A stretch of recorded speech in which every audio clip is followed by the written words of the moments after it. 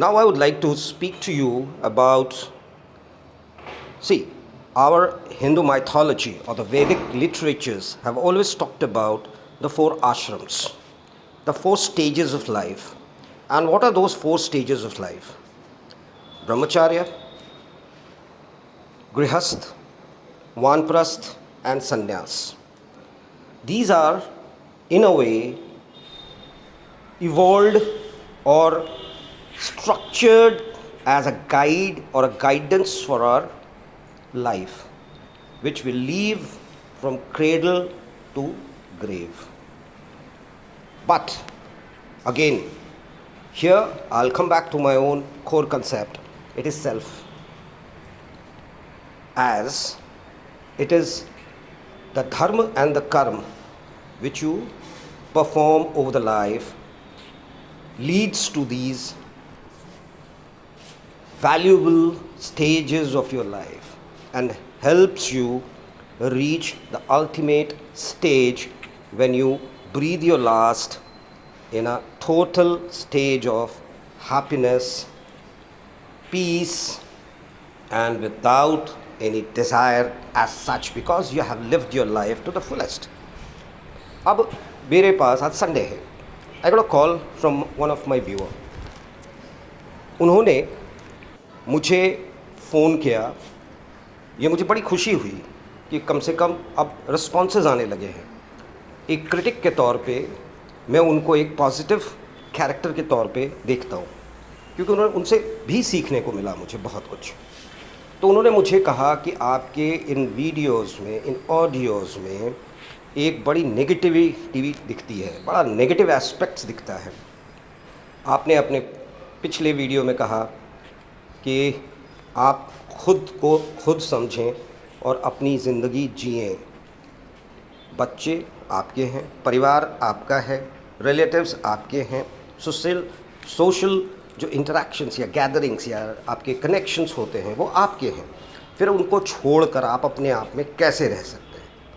मैंने कहा कि आपने शायद मेरा पहला कुछ वीडियोस नहीं देखा होगा जिसमें मैंने सेल्फ़ के साथ रोल्स की बात की थी, रियलाइजेशन की बात की थी, और एक बात और कहा था, सेल्फ रिलायंस.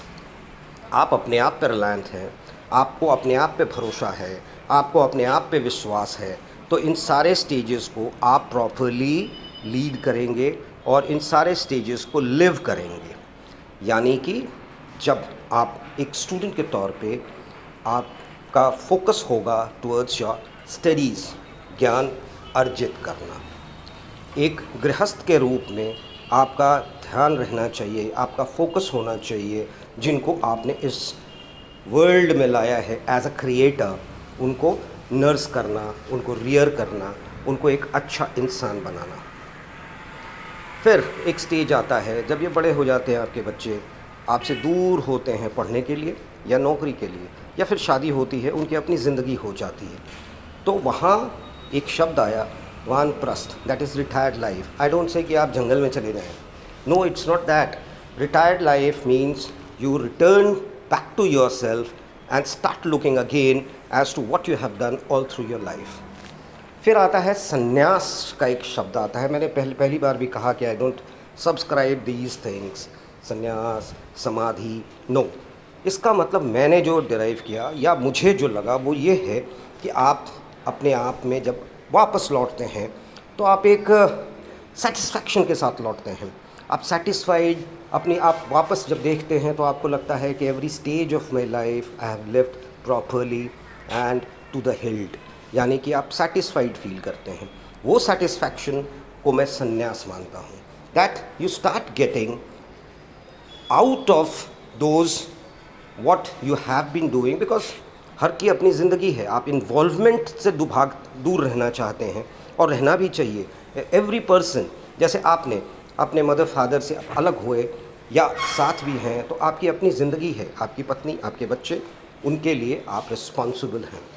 साथ में मदर फादर के लिए तो हैं ही, पर एक शेयर्ड रिस्पॉन्सिबिलिटी की जब बात आती है वो आपके बच्चों के साथ भी होगा. So that stage would come when you would be living that life. So for that life you need to be ready.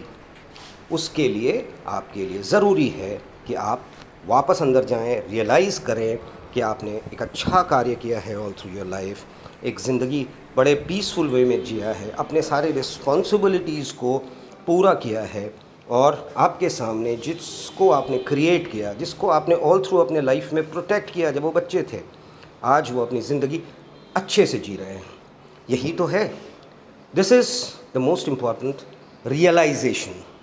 और वो रियलाइजेशन का मतलब ही होता है that you realize yourself, that you have as a creator, as a protector performed your role.